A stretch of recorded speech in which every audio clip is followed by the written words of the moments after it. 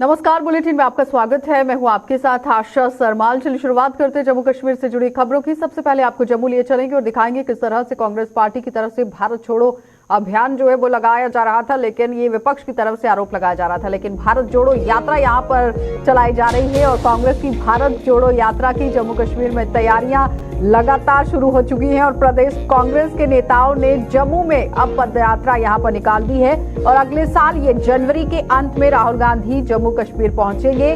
और विपक्ष लगातार आप देखिए किस तरह से अब सरकार पर हमलावर भी होता हुआ नजर आया, लेकिन उसके साथ साथ कई तरह की बयानबाजी भी इसे मद्देनजर रखते हुए यहां देखने को मिली, जिसमें भारत जोड़ो और भारत छोड़ो के साथ साथ भारत तोड़ो का भी बयान जो है वो सामने आया था। लेकिन कांग्रेस की भारत जोड़ो यात्रा जम्मू कश्मीर में लगातार अब शुरू होने वाली है, क्योंकि इसकी तैयारियां शुरू हो चुकी हैं और प्रदेश कांग्रेस के नेताओं ने जम्मू में यहां पदयात्रा निकाली है और अगले साल जनवरी के अंत में राहुल गांधी जम्मू कश्मीर पहुंचेंगे।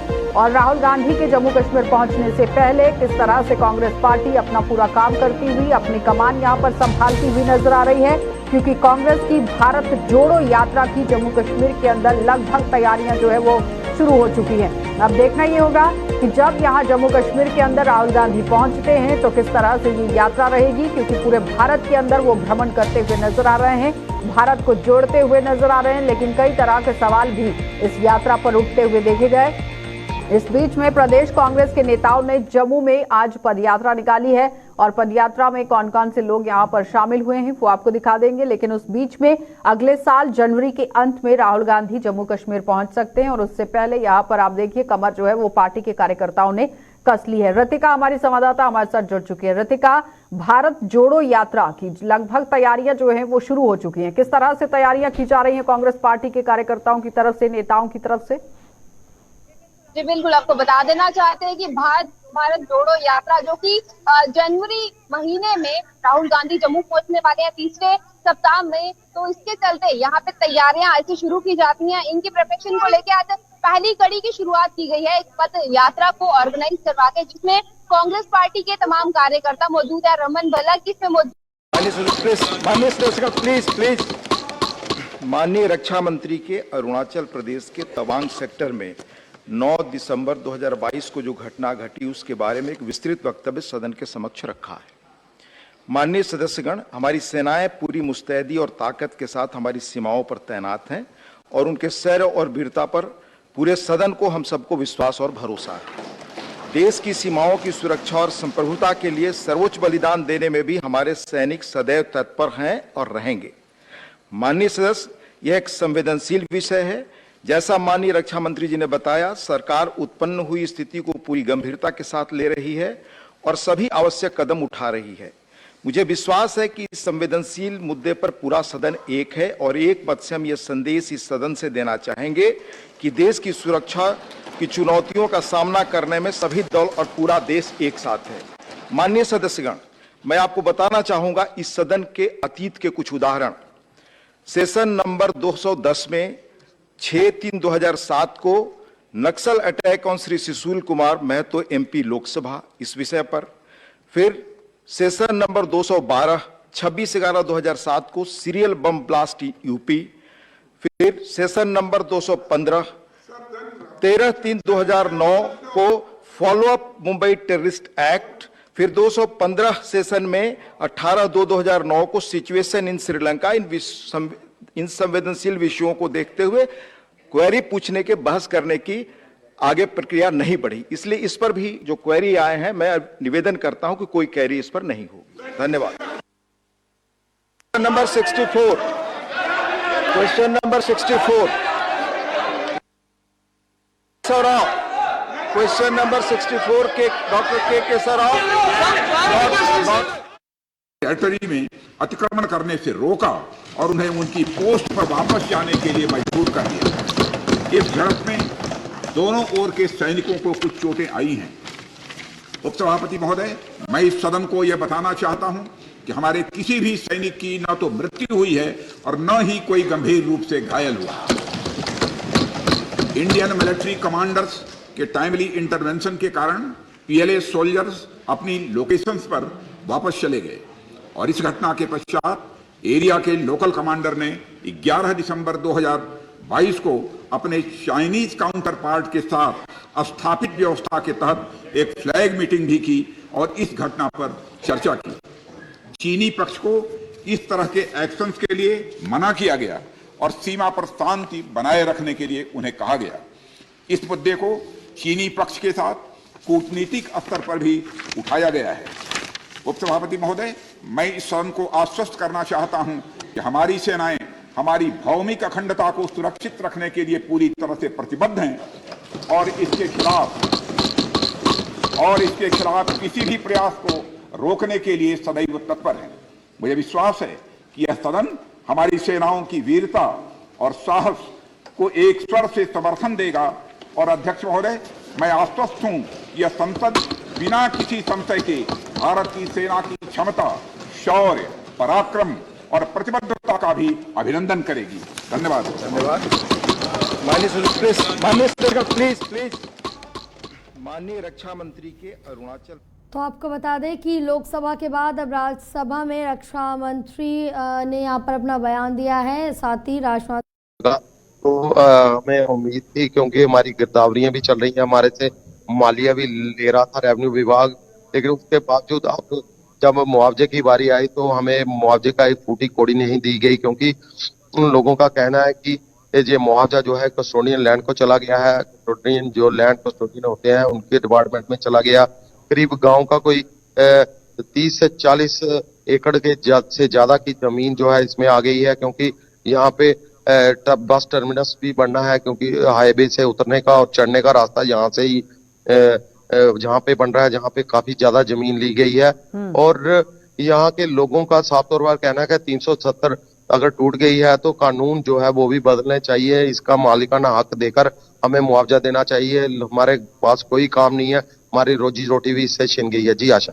चलिए, बहुत बहुत धन्यवाद रंजीव जुड़ने के लिए। तो फिलहाल आपने देखा कि रंजीव हमारे संवाददाता हमारे साथ जुड़े हुए थे, जो बता रहे हैं और विस्तार से समझा रहे थे कि किस तरह से इन लोगों को परेशानी यहाँ पर झेलनी पड़ रही है, जिस पर गौर फरमाने की जरूरत है। अब आपको किश्तवाड़ लिए चलेंगे और किश्तवाड़ से भी आपको खबर दिखा देते हैं कि किस तरह से वहां पर भी काम जो है वो होता हुआ नजर आ रहा है। तो इस वक्त बड़ी अपडेट किश्तवाड़ के दूरदराज के इलाकों से सामने आ रही है, जहां पर स्टूडेंट्स को सुविधा यहाँ मिलेगी एक बड़ी सौगात के तौर पर। और सरकार विंटर ट्यूशन का मसौदा यहाँ तैयार कर रही है। 9वीं और 10वीं के स्टूडेंट्स को यहाँ राहत दी जाएगी। ट्यूशंस के लिए यहाँ मानदेय के लिए बेरोजगार युवा जाएंगे, यानी कि बेरोजगार जो युवा है वो कहीं ना कहीं अब रोजगार की जिस तरह से तलाश में था, उस तरीके से देखा जाए तो राहत की सांस उन्हें होगी। और 9वीं और 10वीं के बच्चों को भी एक बड़ी राहत मिलेगी, क्योंकि सर्दी के समय में सरकारी टीचर्स नहीं पहुंच पाते हैं अगर, तो भी अपने घरों के अंदर, अपने इलाके के अंदर वो पढ़ सकते हैं, क्योंकि सरकार विंटर ट्यूशंस का अब यहाँ मसौदा तैयार कर रही है। और किश्तवाड़ के दूरदराज के इलाकों के अंदर ये स्टूडेंट्स को यहाँ पर सौगात मिलेगी। छात्र जितने भी हैं, स्कूली छात्रों को ये सुविधा दी जाएगी। 10वीं और 9वीं कक्षा के जितने भी छात्र छात्राएं हैं उन्हें इसकी सुविधा यहाँ पर प्रदान की जाएगी। तो सरकार की तरफ से ये एक बड़ा कदम माना जा रहा है, लेकिन अब देखना ये होगा कि इसका फायदा कितने बच्चों को मिलेगा और किस तरह से मिलेगा, क्योंकि ट्यूशन का पूरी तरह से मसौदा यहाँ पर तैयार किया जा रहा है कि विंटर ट्यूशन किस तरह से बच्चों को पढ़ाई जाएगी। और ट्यूशन के लिए मानदेय पर भी यहाँ आप देखिए किस तरह से बात जो है वो होती हुई नजर आई। यानी जो बच्चे दूसरे बच्चों को पढ़ाने के लिए यहाँ पहुंचेंगे, बेरोजगारी बहुत तरीके से जम्मू कश्मीर के अंदर झेलनी जा रही है, लेकिन अगर मानदेय इन बच्चों को दिया जाता है तो कहीं ना कहीं रोजगार का एक साधन जरूर खुलता हुआ नजर आएगा। इसी पर ज्यादा जानकारी के लिए अजय शान हमारे संवाददाता हमारे साथ जुड़ चुके हैं। अजय, एक अच्छी पहल ही इसे माना जाएगा सरकार की तरफ से, जो विंटर ट्यूशन के तौर पर सामने आई है, क्योंकि बेरोजगारी जिस तरह से चरम पर है केंद्र शासित प्रदेश के अंदर, वो कहीं ना कहीं दूर होती हुई नजर आएगी, क्योंकि मानदेय देने की भी बात हुई है। लेकिन किस तरह से मसौदा तैयार किया गया है? बिल्कुल आशा, देखिए इसको दो पहलू हैं। एक तो जो बच्चे विंटर वेकेशन के चलते किश्तवाड़ या दूसरे टाउन्स में जाते थे ट्यूशन कर रहे, उनको अपने नजदीकी स्कूलों में ही अब ट्यूशन मिलेगी। चाहे जनवरी से ये स्टार्ट की जा रही है, फरवरी में ये ट्यूशन चलेगी। सर्दियों में जो बच्चे भारी खर्चा करके घरों से बाहर ट्यूशन करने आते थे, उनके लिए राहत है। दूसरी बात, जो बेरोजगार युवा पढ़े लिखे हैं, ग्रेजुएट है, पोस्ट ग्रेजुएट है, उनको बतौर ट्विटर वहां पर लगाया जा रहा है, जिसके लिए एडवर्टाइजमेंट निकाल कर दी गई है, प्रेफरेंस लोकल को दिया जा रहा है। उनको कहीं ना कहीं जो एक फिक्स्ड जो सैलरी है, मानदेय है, वो भी दिया जाएगा। तो इसके दो पहलू हमें देखने पड़ेंगे, जहां शिक्षा को प्रोत्साहित किया जा रहा है वहीं रोजगार का भी एक साधन इससे मिल रहा है। तो कहीं ना कहीं प्रशासन दो तरह से काम कर रहा है, खासकर जो एजुकेशन को टारगेट किया जा रहा है। जब से नए डीसी ने किश्तवाड़ का पदभार संभाला है तो एजुकेशन को लेकर काफी प्रायोरिटी पर रखा हुआ है उन्होंने। तो एक अच्छी पहल है, खासकर जो किश्तवाड़ के दूर दराज के इलाके हैं वहां के बच्चों के लिए, और लोगों में काफी उत्साह देखा जा रहा है। जो छात्र संगठन है वो भी इसकी तारीफ कर रहे हैं। तो कहीं ना कहीं एक पॉजिटिव वे में इसको लिया जा रहा है, ताकि जो बच्चे हैं उनको जो सर्दियों में दरबदर होना पड़ता था शिक्षा के लिए, उससे उनको राहत जरूर लेकिन नसीब अजय होगी। ये भी बताइए, जिस तरह से कई बार बर्फबारी जब हो जाती है सर्दी के मौसम में तो आवाजाही के लिए रास्तों का संबंध एक दूसरे से कट जाता है, लेकिन उस फेस में किस तरह से ये बच्चे दूर दराज के इलाके के अंदर पहुंचेंगे, और जो मानदेय रखा गया है वो कितना अप्रोक्सीमेटली कहां तक फिगर जो है वो रखी गई है, जरा समझाएं। देखिए, जो रोड कनेक्टिविटी है उसका इशू डिस्ट्रिक्ट हेडक्वार्टर तक आने के लिए होता था, चाहे मड़वा वार्ड 1 की बात करें, पाडर की बात करें। लेकिन जो ये प्लान बनाया जा रहा है, अपने अपने क्लस्टर के जो स्कूल्स हैं, हाई स्कूल है, हायर सेकेंडरी स्कूल है, जहां 9वीं 10वीं के बच्चे पढ़ते हैं, उन्हीं स्कूल्स में ये ट्यूशन शुरू की जाएगी। तो बच्चों को ज्यादा दूर नहीं जाना पड़ेगा। हाँ, मौसम खराब होगा तो क्लासेस आप जरूर रहेंगी, क्योंकि तापमान गिरेगा, बच्चे क्लासेस में नहीं जा सकेंगे, लेकिन ज्यादा दूर ट्रेवल नहीं करना पड़ेगा। जैसे उनको रूटीन में अपने स्कूलों में जाना पड़ता है उतना ही सफर उनको तय करना पड़ेगा। जहां तक मानदेय की बात है, हमें जो खबरें मिली हैं, करीब 10,000 रुपया प्रति शिक्षक, ट्यूटर माफ कीजिए, उसको प्रति माह दिए का फैसला लिया गया है। अभी चीजें क्लियर नहीं है, लेकिन जो अंदर की खबरें हमें मिल रही हैं कि रिस्पांस काफी आ रहा है। जिस तरह से एडवर्टाइजमेंट्स निकाली गई हैं ट्यूटर्स की उनको हायर करने के लिए, तो अच्छा रिस्पांस लोगों की तरफ से मिल रहा है, क्योंकि दूर दराज के इलाकों में भी आपको पोस्ट ग्रेजुएट बच्चे मिलेंगे जो बेरोजगार बैठे हुए हैं। तो कहीं ना कहीं वो एक सेवा भी अपने समाज के लिए देंगे, और सरकार की तरफ से उनको कहीं ना कहीं प्रोत्साहित करते हुए इसी तरह से इनिशिएटिव्स लेने की जरूरत है अलग अलग डिपार्टमेंट के अंदर, कि एक एक्सपीरियंस के तौर पर भी छात्रों को मौका मिलेगा, और अगर कहीं पर काम करवाने की जरूरत है तो वहां पर भी भरपाई होगी। एक अच्छा रास्ता जो है वो चुना गया है, और भी अलग अलग डिपार्टमेंट में काम होना चाहिए। जी बिल्कुल। देखिए, हमारी यूटी की बात करें अगर जनरल में, और किश्तवाड़ डिस्ट्रिक्ट की बात करें, यहाँ इंडस्ट्रीज नहीं है, पढ़े लिखे बच्चे हैं, ट्रेंड बच्चे हैं, इंडस्ट्री नहीं है, रोजगार की कमी है। तो कहीं ना कहीं सरकार को इस तरह के अरेंजमेंट दूसरे डिस्ट्रिक्ट्स में भी करने चाहिए और दूसरे डिपार्टमेंट्स में भी करने चाहिए, जहां पर हमने देखता है कि स्टाफ की कमी है। अगर 10 पोस्टें सैंक्शन है, 2 ही लोग वहां पर हैं, वो कितनी ईमानदारी से काम करेंगे, मेहनत बेशक करेंगे, लेकिन वो डिलीवर नहीं कर पाएंगे। तो अगर इसी तरह से बेरोजगार बच्चों को रोजगार मिलता रहेगा थोड़े थोड़े समय के लिए, तो बच्चों को भी कहीं ना कहीं गलत रास्ते पर नहीं जाएंगे। जिस तरह से हमने देखा नशाखोरी बढ़ रही है, तो इससे उस पर भी लगाम लगाने में कहीं ना कहीं रुकावट रोक जरूर लगेगी। जी चलिए अजय, बहुत बहुत धन्यवाद जुड़ने के लिए। तो एक अच्छी खबर, अहम खबर और बहुत ही राहत भरी खबर जो है वो जिला किश्तवाड़ से सामने आई है, जहां पर डिस्ट्रिक्ट एडमिनिस्ट्रेशन की तरफ से एक अच्छा फैसला लिया गया है। क्योंकि जब सरकार अच्छा काम करती है तो उस वक्त आम जनता को बताना बहुत जरूरी है कि किस तरह से वो अच्छा काम हो रहा है, लेकिन इसका फायदा कितना युवाओं को मिलेगा अब ये देखना होगा। अब उसके साथ साथ आपको ये बताते चले कि अजय शान की तरफ से ये भी बताया गया है कि जो बच्चे यहाँ पर ट्यूशन पढ़ाने के लिए जाएंगे तो उनका मानदेय भी तय किया गया है, लेकिन अभी तक वो खबर बाहर तो नहीं आई है। सूत्रों के हवाले से ही उन्होंने बताई है कि 10,000 रुपए मानदेय जो है वो रखा जाएगा। तो जाहिर तौर पर बेरोजगारी के समय में अगर बेरोजगार युवाओं को 10,000 रुपए महीने में भी इस तरह से मानदेय मिलता है तो कहीं ना कहीं फायदा जरूर होगा। लेकिन ये सिर्फ और सिर्फ शिक्षा विभाग के अंदर किया जा रहा है, अलग अलग डिपार्टमेंट्स में भी करने की जरूरत है और वहां पर भी युवाओं को राहत देने की जरूरत है। आगे बढ़ जाएंगे, अब आपको पुंछ की मंडी इलाके में लिए चलते हैं, जहां पर आप देखिए मंडी में पानी की किल्लत से जूझ रहे लोगों का अब गुस्सा किस तरह से फूट रहा है। जल शक्ति विभाग के खिलाफ लगातार प्रदर्शन जो है वो होता हुआ नजर आया और सुनवाई न होने पर बड़ा आंदोलन करने की चेतावनी यहां पर आम जनता ने दे दी है। इस वक्त की बड़ी अपडेट पुंछ से आपको दिखा रहे हैं, जहां पर मूलभूत सुविधाओं को लेकर बातचीत करना बहुत जरूरी है, क्योंकि हर दिन आप देखिए खबर जो है वो सुर्खियां लगातार बटोरती है जिसमें आम जनता को सुविधाएं नहीं मिल रही हैं। लेकिन अब मंडी से आप खबर देख रहे हैं जहां पर सुनवाई ना होने का खामियाजा जनता जो है वो भुगतती हुई नजर आ रही है। जल शक्ति विभाग यहां पर क्या कुछ काम कर रहा है, ये बड़ा सवाल है, क्योंकि लोगों का आरोप ये भी है कि मात्र सिर्फ जल शक्ति विभाग नाम रखने से या फिर नाम बदलने से काम नहीं होता है, जमीनी सतह पर उतरने की जरूरत है, काम करने की जरूरत है। मंडी में पानी की किल्लत से लोग यहाँ पर जूझते हुए नजर आ रहे हैं, बूंद बूंद पानी के लिए तरसते हुए नजर आ रहे हैं, जो अभी तक यहाँ मिलता हुआ नजर नहीं आया है। लेकिन इस बीच में किस तरह से विभाग और प्रशासन काम कर रहा है, ये बड़ा सवाल है। मंडी से ही इरफान मुगल हमारे साथ जुड़ चुके हैं। इरफान, आपसे जानना चाहेंगे, जिस तरह से एक बड़ा दावा पेश किया जाता है सरकार की तरफ से भी और विभाग की तरफ से भी कि दूरदराज के इलाकों तक पहुंचने की कोशिश हो रही है, मूलभूत सुविधाएं वहां पर देने की कोशिश हो रही है, लेकिन सच्चाई कितनी है? जी आशा जी, मैं आपको बताना चाहूंगा कि ये तहसील मंडी का दूर दराज और सरहदी इलाका है। ये सब्जियां का इलाका है और ये वार्ड नंबर 3 में कल जो लोगों ने प्रोटेस्ट किया है, ये जल शक्ति विभाग के खिलाफ जो है ये यहाँ पे गुस्सा जताया गया है। इसलिए जताया गया क्योंकि इनका ये कहना है कि पिछले 1 साल से यहाँ पे पानी की शदीद किल्लत है, जिसकी वजह से लोगों को काफी दिक्कतों का सामना करना पड़ रहा है। अब सरकार की तरफ से ये दावा भी है और ये नारा भी चल रहा है कि हर घर जल, हर घर जो है नल पहुंचाने की बातें की जा रही हैं, लेकिन जो वो दावे हैं, वादे जो किए जा रहे हैं, वो जमीनी सतह पर कितने साबित होते हैं इसका अंदाजा लगाया जा सकता है। और लोगों का साफ तौर पे ये कहना है कि पिछले 1 साल से जो लोगों को पानी की किल्लत है, जिसकी वजह से लोगों को पानी जो है नाले से गंदा पानी पीने पर जो है लोग मजबूर है। यही नहीं बल्कि यहाँ पे जो है एक प्राइमरी स्कूल भी है, हालांकि इस वक्त जो है प्राइमरी स्कूल में पढ़ चुकी हैं, लेकिन जब स्कूल खुले होते हैं तो बच्चों को भी जो है नाले से पानी जो है इस्तेमाल करना पड़ता है। जी इरफान, जरा ये बताइए, जहां पर आप इस वक्त है और यहाँ तादाद कितनी है लोगों की, कितनी आबादी वाला क्षेत्र है जहां पर ये पानी नहीं मिल पा रहा है? जी, मैं आपको बताना चाहूंगा कि यहाँ जो ये वार्ड है, इसमें करीब जो है 100 से 150 घर ऐसे हैं जहाँ पे पानी की शदीद किल्लत है। अगर देखी जाए तो पाइपें भी जो है जगह जगह से डैमेज हैं।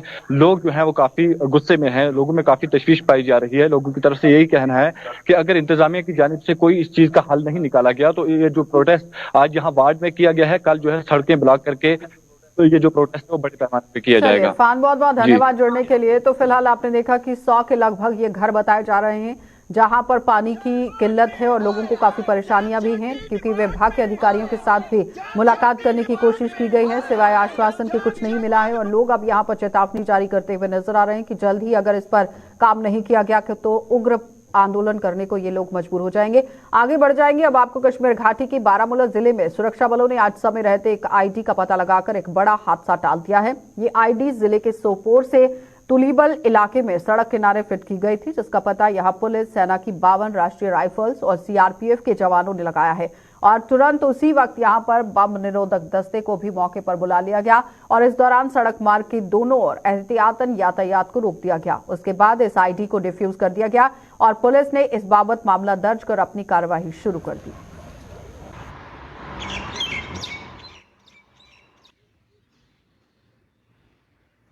तो मौसम के मिजाज जो है वो बिगड़े हुए हैं और बिगड़े मौसम के मिजाज के कारण 4 रोज बंद रहने के बाद ऐतिहासिक मुगल रोड आज यातायात के लिए खोल दी गई। एक अहम खबर और राहत भरी खबर, क्योंकि मुगल रोड के कई इलाकों में बर्फ हटाने का काम पूरा होने पर आज सुरनकोट के बहराम डाला से शोपिया तक यातायात बहाल होने से लोगों ने राहत की सांस ली है।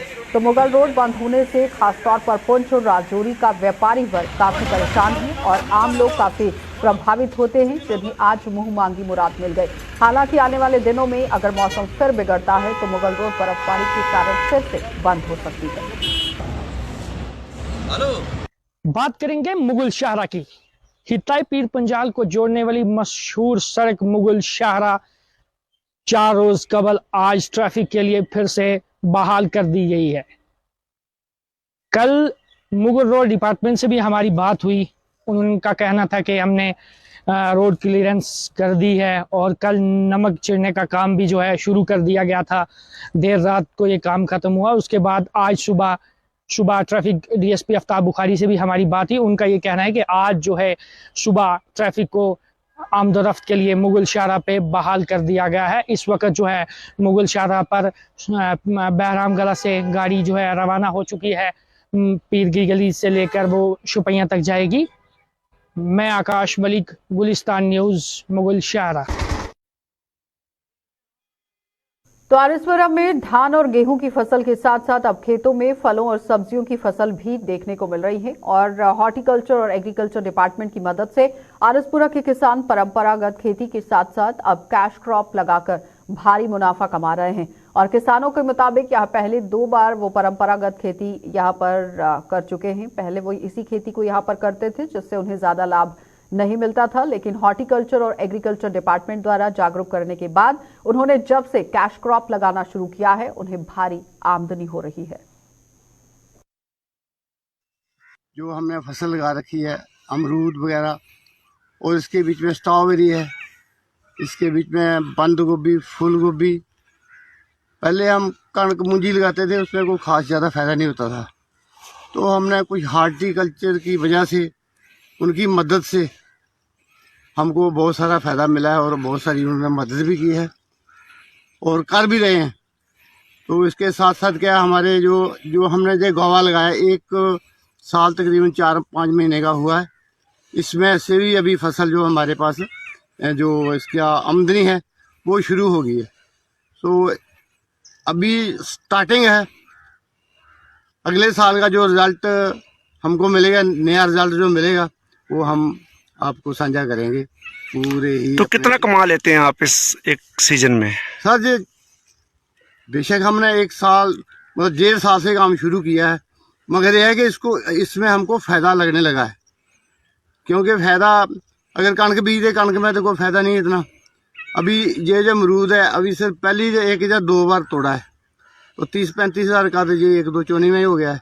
सर तकरीबन मैं पिछले 3-4 साल से जो स्ट्रॉबेरी पे काम कर रहा हूँ, ये अच्छी वैरायटी है, ये डिपार्टमेंट वालों ने हमें दिए था इसका सीड, तो तकरीबन मैं 3 साल से लगा रहा हूँ। इस बार ये जो वैरायटी है ये विंटर राउंड वैरायटी है, बहुत ही अच्छी वैरायटी है, इसमें काफ़ी फ़ायदा हुआ है मेरे को, इसलिए मैं आगे और भी इस काम को बढ़ाऊँगा। और तकरीबन ये डिपार्टमेंट की तरफ से हमें जो सीड है वो फ्री ऑफ कॉस्ट दिया जाता है। अगर हम कहीं बाहर नर्सरी से लाते हैं तो हमें 13,000 रुपया डिपार्टमेंट ऑफ हार्टिकल्चर की तरफ से 13,000 रुपया सब्सिडी दी जाती है। इसलिए ये काम अच्छा है, कैश क्रॉप है, इससे अच्छी आमदनी हो रही है हमें। तो जम्मू के ब्लॉक परवाल के ही गांव राजपुरा के लोगों ने सरकार से क्षेत्र में हेल्थ सेंटर खोलने की मांग की और इस मांग को लेकर ग्रामीणों ने आज प्रदर्शन कर स्वास्थ्य विभाग तक अपनी आवाज को पहुंचाया है। ग्रामीणों के मुताबिक मरीजों को इलाज के लिए परगवाल और उसके बाद जम्मू या फिर अखनूर जाना पड़ता है और वहां तक पहुंचने में कई बार मरीज रास्ते में ही दम तोड़ देते हैं। उन्होंने बताया कि वो लंबे समय से क्षेत्र में हेल्थ सेंटर खोलने की मांग कर रहे हैं, लेकिन सरकार उनकी और इस मांग की तरफ कोई ध्यान नहीं दे रही है। और मैं ये मांग करनी कि असें भी हेल्थ सेंटर जो राजपुर चाहिए, क्योंकि साड़ी जी बार्डर पा तो फायरिंग दुश्मन है, दुश्मन का कोई भरोसा नहीं, किस टाइम उन्हें फायरिंग शुरू कर लैनी चाहिए। अगर असें दी इत्थे सुविधा मिली जा हेल्थ सेंटर की तो असें बाहर जाने की कोई जरूरत नहीं। अगर बाय द वे अगर कुछ भी कोई भी हादसा हो जा उत्थों तोड़ी पुजदे तोड़ी कुसै दी जान भी जाई सकती है, एह्दे जिम्मेवार कौन है। और असें इ'यै मांग करने सरकार दी कि असें दी जेह्ड़ी है हेल्थ सेंटर की सुविधा जेह्ड़ी ओह् मिलनी चाहिदी है। और असें बड़ी बारी इस गल की मांग की है, लेकिन असें कोई सरकार पता नहीं केह् चक्कर है केह् नहीं है, साड़ी मांग की नहीं पूरी करा दी है, नजरअंदाज करी जा रही है। और ऐसे हेल्थ सेंटर है तो सही, लेकिन परगवाला 500 मीटर दूर है साढ़े कोला, 5-7 किलोमीटर दूर है साढ़े कोला, उत्थों थोड़ी पुजदे थोड़ी हो सकदा किसी बात दी मृत्यु या और कोई भी उत्थै सुविधा नहीं है। असें दी जैसे क्या देना सी एम्बुलेंस दी भी दूर पौंदी है असें दी, और असें कोई भी अपना टेस्ट करवाना होवे ओह् भी नहीं साढ़ी सुविधा। असें बाहर जे कराओ, अखनूर जाओ, जम्मू जाओ, असें अगर गरीब लोग हाँ, असें कुत्थों साढ़े कोल साढ़े दवाई वास्ते पैसे नहीं है तो अस बाहर जाइए अपने जेह्ड़े टेस्ट कि'यां कराई सकने, इन्ने महंगे टेस्ट ना कि'यां कराने ना। हमारा प्रोटेस्ट इस बात के चल रहा है कि हमारा गांव जो परगवाल से कम 7 किलोमीटर दूर पड़ता है। अभी कोई भी रात को चाहे प्रेग्नेंट लेडी हो, चाहे कोई एक्सीडेंट हो, चाहे कोई किसी तरह का भी कोई हादसा हो तो हम बहुत दूर जाना पड़ता है। तो पाकिस्तान की फायरिंग आती है, उसकी वजह से मेरे बिल्कुल पड़ोसी की 2 कैजुअलिटी हो रखी है पहले जी। इस रास्ते से हम गुजर चुके हैं, तो हम चाहते हैं कि हमारा अगर प्राइमरी हेल्थ क्लिनिक हो तो हम कम से कम उसको फर्स्ट एड तो दे सकें। अगर हम परगवाल में भी जाते हैं वो भी तो पर्ची काट के हमें जम्मू ही भेजते हैं, तो क्यों ना हमें इधर एक नज़दीक प्राइमरी हेल्थ क्लिनिक मिल जाए तो जिससे हम अपना इलाज करवा सकें। छोटा मोटा जो मरहम पट्टी हो जाए तो हमारा जम्मू जाना भी थोड़ा आसान हो जाएगा। तो इसलिए हमें इस बात का प्रोटेस्ट कर रहे हैं, क्योंकि वो बहुत बार LG को भी बता चुके हैं, डिमांड में दे चुके हैं कि हमें हेल्थ क्लिनिक जो बहुत ज़रूरी है, क्योंकि एक ही हेल्थ क्लिनिक है वो परगवाल में बहुत सारा एरिया पड़ता है, उसमें तो हमें कोई भी सुविधा ये नहीं मिलती है। चलिए बुलेटिन में फिलहाल इतना ही। देश और दुनिया की खबरों के लिए आप बने रहिए गुलिस्तान न्यूज़ के साथ।